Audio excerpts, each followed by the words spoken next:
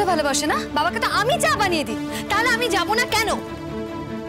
আমি তো আজকে চা বানাতে গেছিলাম, গিয়ে দেখি রান্নাঘরে অলরেডি রুমঝুম ঢুকে বসে আছে, ও চা বানাচ্ছে।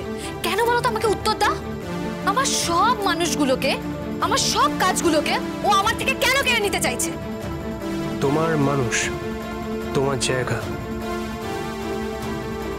এ বাড়িতে ঠিক কোন কোন জায়গাগুলোকে তুমি নিজের বলে মনে করো বলো তো? না, এ বাড়ির কোন কোন জায়গাগুলোকে তোমার নিজের বলে মনে হয়, তুমি বিশ্বাস করো, সেটাও তোমার জানার দরকার। কারণ তুমি তো আমাকে বরাবর এটাই বলে এসছো, এ বাড়ির কোনো কিছুকেই তুমি আপন বলে মনে করো না। আফটার তুমি তো আমাকেই কোনোদিনও আপন বলে মনে করোনি। এর মধ্যে তোমার কথা উঠছে কেন? না আমাকে বলো, এর মধ্যে তোমার কথা উঠছে কেন? আমি তো তোমার কথা বলিনি, আমি তো শুধু বাবার কথা বলেছি। এই বাড়িতে বাবা আমার খুব আপন। বাবি চলে যাওয়ার পর থেকে এই বাড়িতে এসে বাবাকে অন্তত পেয়েছি, বাবা বলে ডাকতে পাচ্ছি। ঈশ্বর আমাকে কত বড় উপহার দিয়েছে বলো তো, এটা এটা আমার কাছে কম দামি? কিন্তু কিন্তু এই মেয়েটা আমার কাছ থেকে আমার উপহার কেড়ে নিতে চাইছে কেন বলো তো? আমি তো একটা পারমিশনই পেয়েছি যে বাবাকে ভালো করে একটু চা বানিয়ে খাও, আর ওই মেয়েটা সেটা আমাকে করতে দেবে না। ও গেছে কিনা আমার বাবার জন্য চা বানাতে। আমি বুঝতে পারছি না, তুমি আমাকে উত্তর দাও, ও কেন গেছে? দাদা তুমি আমাকে বলো কেন গেছে চা বানাতে? আমি কি করে জানবো? তাতে আমার কি দোষ রে বাবা? আমি কি ওকে বলেছিলাম চা করতে? হ্যাঁ, তো মা বলেছিল চা করতে, বা তো নিজের মনে হয়েছিল চা করে খাওয়াবে, তাতে আমার কি দোষ বলো? তাছাড়া মেয়েটা তো দুদিনের জন্য মাত্র বাড়িতে এসে চলে যাবে তো দুদিন পরেই। কে গ্যারান্টি দিচ্ছে শুনি? কেউ তো গ্যারান্টি দিচ্ছে না। কে জানে বাবা, আবার হয়তো চিরকাল এখানেই থেকে গেল। চিরকাল কেন থাকতে যাবে? আচ্ছা বাবা, আমি গ্যারান্টি করছি। আমি বিশ্বাস করি না, ইনফ্যাক্ট আমি কাউকেই বিশ্বাস করি। সেটা তো তোমার সমস্যা মহুল, তা দিয়ে তো অন্য কারোর কিছু যায় আসে না। এক্স্যাক্টলি, যায় আসবে কেন? আমার জন্য তো কারো কিছুই যায় আসে না। এখন তো সবাই শুধু চেষ্টা করছে যাতে আমি বাবার বাড়ি চলে যাই, তাই তো? সবাই চেষ্টা করছে, কেন করতে যাবে? তুমি আমাকে জিজ্ঞাসা করছো, জানো না? কারণ তুমি ক্যারেক্টারলেস, তাই জন্য। ও হ্যাঁ, সেটাই। আমি তো এই পৃথিবীর সব থেকে খারাপ মানুষটা। এই পৃথিবীতে যা যা খারাপ শব্দ হয় সব আমার জন্যই তৈরি। তোমার মুখে যা খারাপ কথা আসে সব আমাকে বলে দাও মহুল, আমার অসুবিধা নেই, আমার তাতে কিচ্ছু যায় আসে না, কারণ আমি জানি আমি কি। তুমি জানো তুমি কি? তুমি আসলে গুড ফর নাথিং। ঠিক আছে, আমি না গুড ফর নাথিং, তাহলে তুমি আমার জন্য তো ভাবতে যাচ্ছ কেন? তোমার কি? কে বলেছে ভাবছি? আমার ভয় গেছে ভাবতে। তুমি যখন আমার জন্য ভাবছোই না মহুল, তাহলে তো মাথা গরম করছো কেন? এত রাগারাগি করে তোমার তো কোনো ভালো হবে না, তোমারই বরং শরীর খারাপ হবে। থাক, আমার শরীর খারাপ নিয়ে তোমাকে অন্তত ভাবতে হবে না। শরীর খারাপ হবে? তুমি তো চাও যাতে আমার শরীর খারাপ হোক। না মহুল, আমি চাই তুমি যেন ভালো থাকো, আমি চাই তুমি যেন সুখে থাকো। আর তোমার ভালো থাকার, তোমার সুখে থাকার জন্য যদি আমাকে নিজেকে তোমার থেকে দূরে সরিয়ে রাখতে হয়, তাহলে ঠিক আছে, আমি যতটা দূরে সম্ভব তোমার থেকে থাকবো। আমি তোমার কাছাকাছি থাকলে যদি তোমার ভালো থাকার সম্ভাবনা কম থাকে, তাহলে আমি তোমার কাছে থাকবো না, যত দূরে সম্ভব চলে যাব। আর হ্যাঁ, তুমি যদি চাও যে আমি রাত্রিবেলা। কি রাত্রিবেলাও এই ঘরে শোবে না, তাই তো? তুমি যদি চাও। তোমাকে না আমি আমি খুন করে দেবো, আমি এই বলে দিলাম। মরতে আমি ভয় পাই না মহুল। ও, মরতে ভয় পাও না তো? ঠিক আছে, দাঁড়াও না, আমি একদিন তোমাকে খুন করে দেবই। আমার রাগ তুমি জানো না। সে আর জানি না, তোমার রাগ তো এখন বাড়ির সবাই জানে। তা কবে যাওয়া হচ্ছে ওই পাহাড়ে? Next week. তোমার স্যার কি বলছিলেন? কি গাড়ি নিয়ে নাকি যাওয়া যাবে না, না কি জানো? সে স্যার তো এইসব বলেই থাকেন, আসলে স্যার মানুষটাই তো খুব সাবধানী। তাছাড়া স্যার মনে করেন যে আমি গাড়ি নিয়ে গেলে যদি বাই এনি চান্স আমার কিছু হয়ে যায় তাহলে হয়তো সেই দায়টা ওনার ওপরেই পড়বে, তাই। তবে আমি গাড়ি চালাতে ভালোই বাসি, আমার কোনো অসুবিধা হয় না। তা স্যার যখন বারণ করছেন তখন গাড়ি নিয়ে যাওয়ার দরকার কি তোমার? বারণ করলেই কি সব কথা শুনতে হবে মহুল? আমার গাড়ি চালাতে ভালো লাগে, আমি তো ড্রাইভ করতে ভালোবাসি। তা কতদিন থাকা হচ্ছে? জানি না, কিছু ডিসাইড করা হয়নি এখন, ওই 6-7 দিন তো বটেই। চাকরি করো, তো আবার ডাক্তারের চাকরি। পেশেন্টদের কাছে কোনো কমিটমেন্ট নেই না তোমার? চলে যাচ্ছ নর্থ বেঙ্গল বেড়াতে। বেড়াতে তো আমি যাচ্ছি না, এই তো একটু আগেই তো শুনলে, মেডিকেল ক্যাম্পে যাচ্ছি আমরা। ওইসব তো অজুহাত। সেটা তোমার ধারণা মহল, আমি তো জানি আমি কি কাজে যাচ্ছি। ফুর্তি? তোমার মনে তখন খুব ফুর্তি, ফুর্তি করতে যাচ্ছ তো? আমি বলবো কাজে যাচ্ছি, তুমি বলবে ফুর্তি। তা কাজ করতেই যাই বা ফুর্তি করতেই যাই, তোমার তো কোনো প্রবলেম থাকার কথা না। ভাঙবে তবু মচকাবে না। আমার তো কোনো সমস্যা নেই। বন্ধুরা ফোন করে করে জিজ্ঞাসা করে, নতুন বিয়ে হয়েছে তোর, হানিমুনে যাচ্ছিস, কবে যাবি, কোথায় যাবি। মাও পর্যন্ত ফোন করে জিজ্ঞেস করছিল, কোথাও বেড়াতে যাবার প্ল্যান নেই তোদের? কাউকে কিচ্ছু বলতে পারি না, কারণ উনি ক্যাম্প করতে যাচ্ছেন। উনি লোককে দেখানোর জন্যও হানিমুনটা যাওয়ার কথা ভাবছেন না।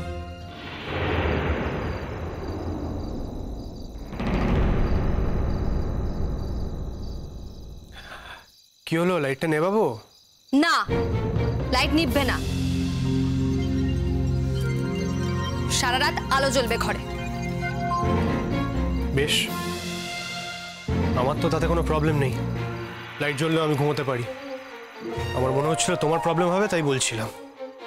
থাক, আমার কিসে প্রবলেম হবে তোমাকে তা নিয়ে ভাবতে হবে না, হয়েছে। বেশ বেশ বেশ মানে কিছু যায় আসে না, বেশ বলে দিলে। আরে বাবা, তুমিই তো বললে এক্ষুনি।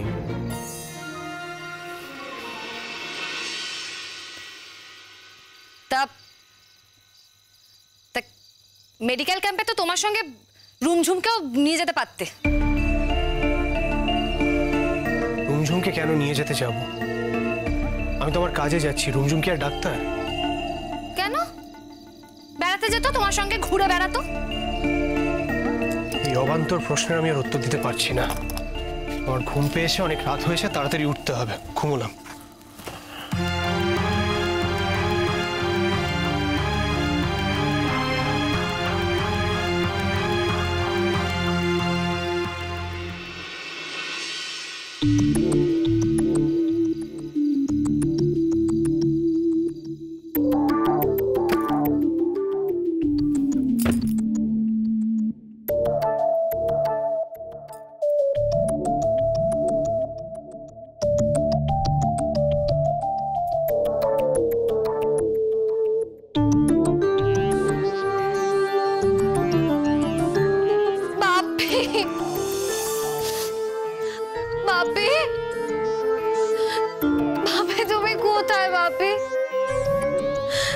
দেখো তোমার মেয়ের এখানে কত কষ্ট বাপি।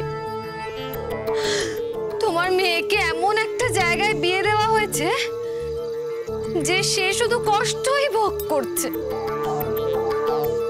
সবাই মিলে খালি তাকে অত্যাচার করে যাচ্ছে। এমন একটা ছেলের সঙ্গে বিয়ে হয়েছে, সে তো দেখেই না আমাকে, আমার জীবনটাও নষ্ট করে দিচ্ছে। বাপে তুমি থাকলে তো এরকম হতো না, বলো বাপে, এরকম হতো না। অত্যাচার, শুধু অত্যাচার, সবাই মিলে আমার ওপর শুধু অত্যাচার করে বাপে।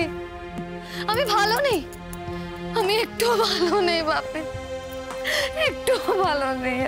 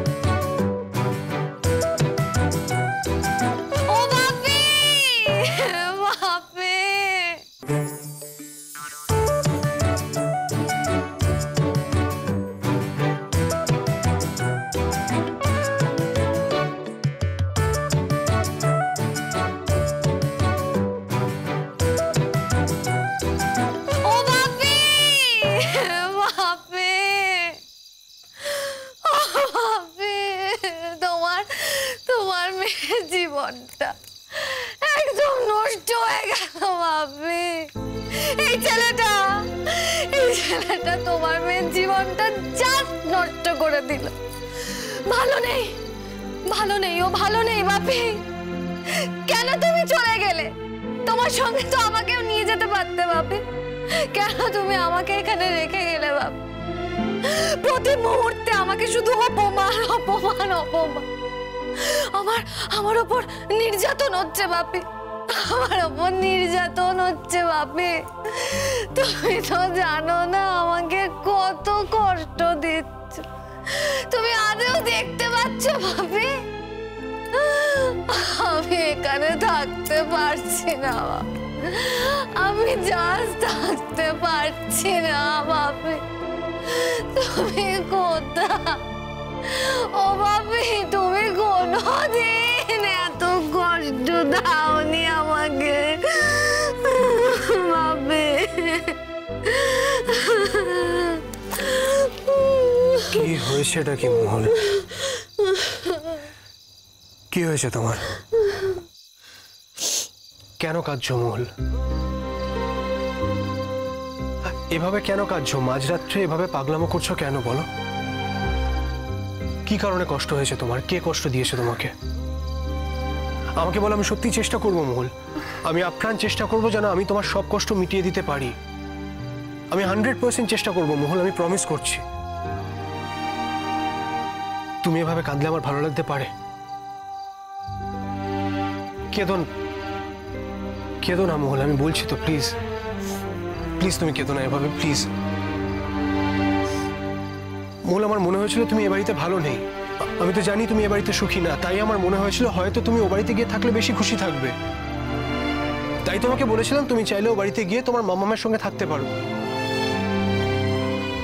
আচ্ছা বেশ, তুমি যদি ও বাড়িতে গিয়েও না থাকতে চাও, তুমি তাহলে তোমার মাম্মামকে নিয়ে আর মুন্নাকে নিয়ে অন্য একটা বাড়িতে থাকো। আমি সব অ্যারেঞ্জমেন্ট করে দেবো। বেশ, তাহলে তুমি ভালো থাকবে তো, সুখে থাকবে তো? বলো।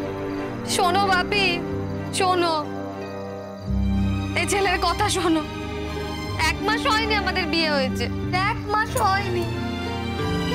তার মধ্যেই ও চাইছে আমি বাড়ি ছেড়ে চলে যাই। এই বাড়ি থেকে আমাকে দূর করে দিতে চাইছে বাপি। ও চায় আমি আমার মামার কাছে গিয়ে থাকি।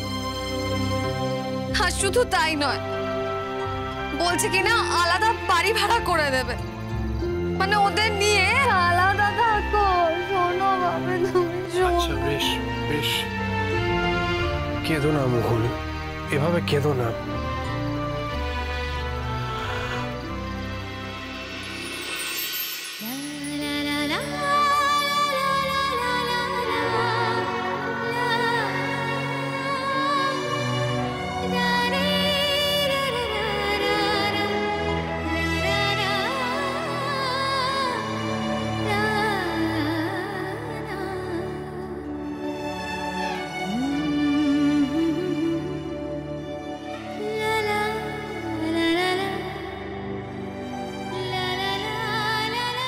তুমি এভাবে কাঁদলে আমার কোনোদিন ভালো লাগতে পারে মহল?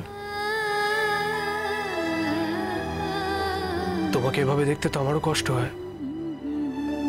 তুমি আমাকে ভালোবাসো না ঠিকই, আমি তো তোমাকে ভালোবাসি। তুমি আমাকে ভালোবাসো?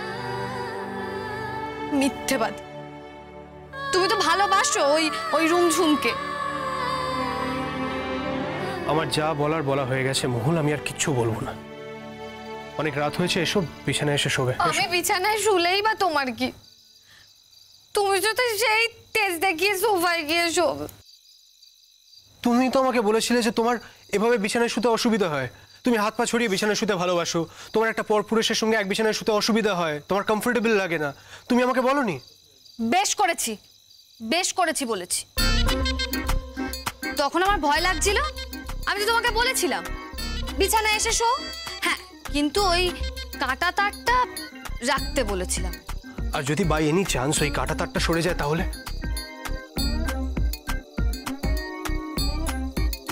বেশ, আমি তোমার সঙ্গে খাটেই শুচ্ছি, এসো ঘুমিয়ে পড়ো, এসো।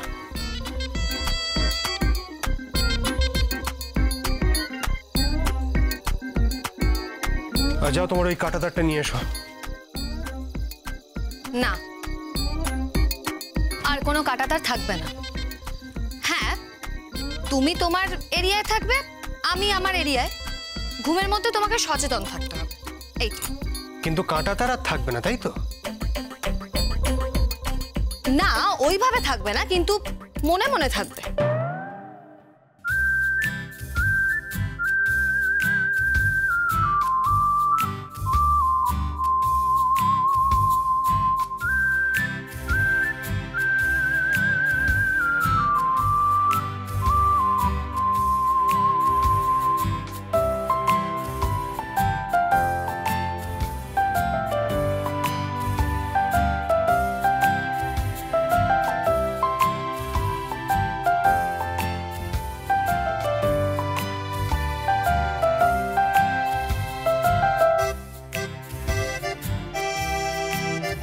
বোঝো বোঝো, এখন কাঁটা তারের বড়াই করছে। কাঁটা তার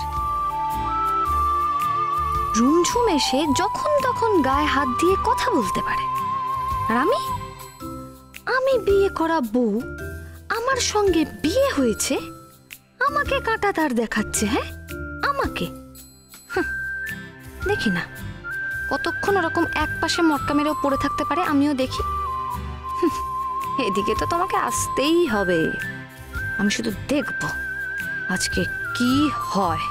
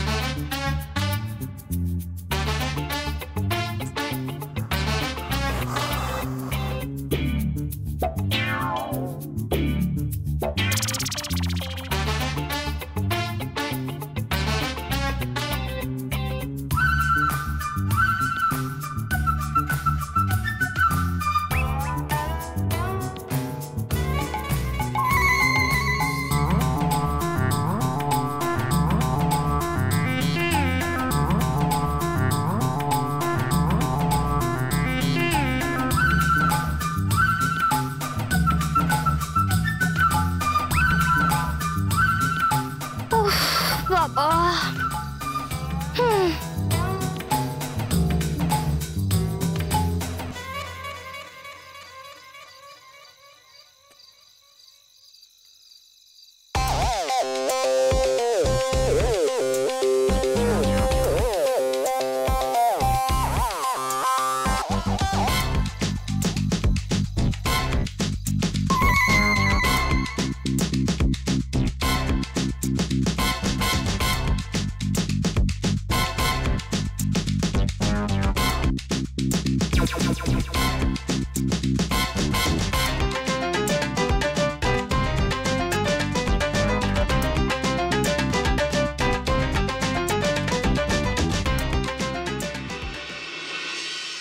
তোমার ছেলে গান গাইতে পারে? আরে আর তার সাথে রুম ঝুম ধেই ধেই করে নাচতে পারে, তখন খারাপ দেখায় না, তাই না? কার সঙ্গে কার তুলনা করছো? রুমঝুমের সঙ্গে তোমার তুলনা? রুমঝুম কি আমার বাড়ির বউ? চাইলে তো হতে পারতো, আর হয়নি বলেই তো আক্ষেপ করছো।